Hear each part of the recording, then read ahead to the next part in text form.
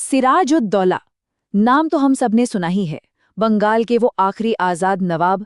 लेकिन एक बहुत बड़ा सवाल है, मुर्शिदाबाद में उनका जो मुख्य महल था, हीरा झील पैलेस, वो आखिर गया कहाँ? ऐसा लगता है मानो वो इतिहास के पन्नों से पूरी तरह से गायब ही हो गया हो। तो चलिए आज इसी सवाल की तह तक चलते हैं। क्या ये महल सच में नदी में समा गया, जैसा कि ज्यादातर लोग मानते हैं, या फिर इसके पीछे कोई और ही कहानी छिपी हुई है? देखिए, यहाँ दो बातें हैं। एक तरफ हैं वो कहानियां जो वहाँ के लोकल गाइड सुनाते हैं, और दूसरी तरफ है असली ऐतिहासिक सबूत। और अक्सर इन दोनों में जमीन आसमान का फर्क होता है। एक मिसाल देता हूँ। होशबाग में कुछ कब्रों को सिराज के वफादार अंगरक्षकों की कब्रें बताया जाता है, लेकिन सच तो ये है कि शाही कब्रगाहों में परिवार के बाहर किसी को दफनाना लगभग नामुमकिन था। तो ये छोटा सा उदाहरण हमें बताता है कि महल के बारे में भी हर सुनी सुनाई बात पर यकीन नहीं कर लेना चाहिए। अच्छा, अब महल की कहानी को समझने के लिए बहुत जरूरी है कि हम पहले उसके मालिक यानी नवाब सिराजुद्दौला को समझें, क्योंकि उनका जो व्यक्तित्व था ना, शायद वही इस महल के भाग्य की चाबी है। हमारी जानकारी का जो सबसे अहम जरिया है वो है एक किताब, सियार उल मुतअख्खरीन। इसे लिखने वाले गुलाम हुसैन खान ने उस पूरे दौर को अपनी आंखों से देखा था, इसलिए उनकी बातों को हम काफी भरोसेमंद मान सकते हैं। और गुलाम हुसैन सिराज के बारे में जो लिखते हैं वो थोड़ा चौंकाने वाला है।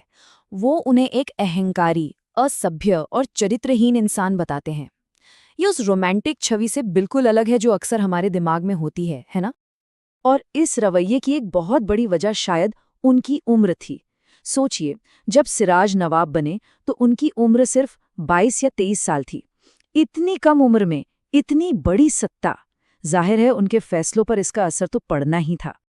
और सिराज के इसी घमंड और तजुर्बे की कमी ने उनसे एक ऐसी बड़ी गलती करवाई जिसका सीधा रिश्ता उनके महल के भविष्य से था।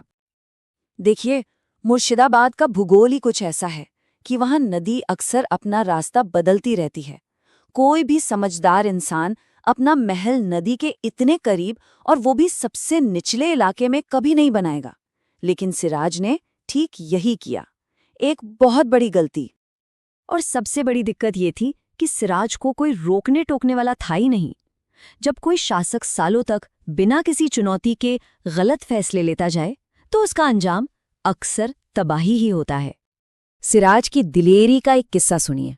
महल बनने के बाद उन्होंने अपने नाना और उस वक्त के नवाब अलीवर्दी खान को एक कमरे में बंद कर दिया और कहा कि जब तक आप इसके मेंटेनेंस का खर्चा देने का वादा नहीं करते, दरवाजा नहीं खुलेगा।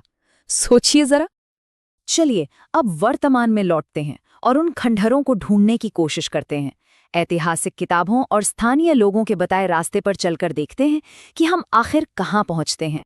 लोगों से पूछने पर सबने एक ही जगह का इशारा किया, नदी के किनारे पर एक आम का बाग। उम्मीद जगी कि शायद महल के जो भी बचे खुचे हिस्से हैं वो यहीं कहीं मिलेंगे। लेकिन वहां पहुंचने पर क्या दिखा? सिवाय आम के पेड़ों, खेतों और नदी के कुछ भी नहीं। ना कोई महल, ना कोई खंडहर। तो फिर महल है कहाँ? और फिर जब और ध्यान से देखा गया तो सुराग मिलने शुरू हुए। नदी के पानी में डूबा हुआ एक फर्श दिखाई दिया।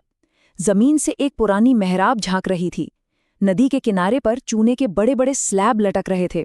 और सबसे कमाल की चीज, खेत के बीचों बीच एक बिल्कुल सीधी लकीर जो असल में एक पुरानी दीवार की नींव थी। तो इन सभी सुरागों को जोड़ने के बाद हम किस नतीजे पर पहुंच सकते हैं? क्या है असली सच? ये जो खंडहर मिले हैं, इनकी लोकेशन ऐतिहासिक किताबों में दिए गए हीरा झील पैलेस के विवरण से हूबहू मेल खाती है। ये सिर्फ एक इत्तेफाक तो नहीं हो सकता। लेकिन सबूत कितने भी मजबूत क्यों ना हो, एक बात साफ है, बिना वैज्ञानिक तरीके से खुदाई किए हम 100% यकीन के साथ कुछ नहीं कह सकते। सही जवाब के लिए एक प्रॉपर आर्कियोलॉजिकल जांच बहुत जरूरी है। तो कहानी ये है कि महल पूरी तरह से गायब नहीं हुआ, वो बस हमारी नज़रों से ओझल हो गया है। और ये हमें याद दिलाता है कि इतिहास शायद हमारे पैरों के ठीक नीचे ही कहीं दफन है। बस ज़रूरत है उसे खोजने और समझने की।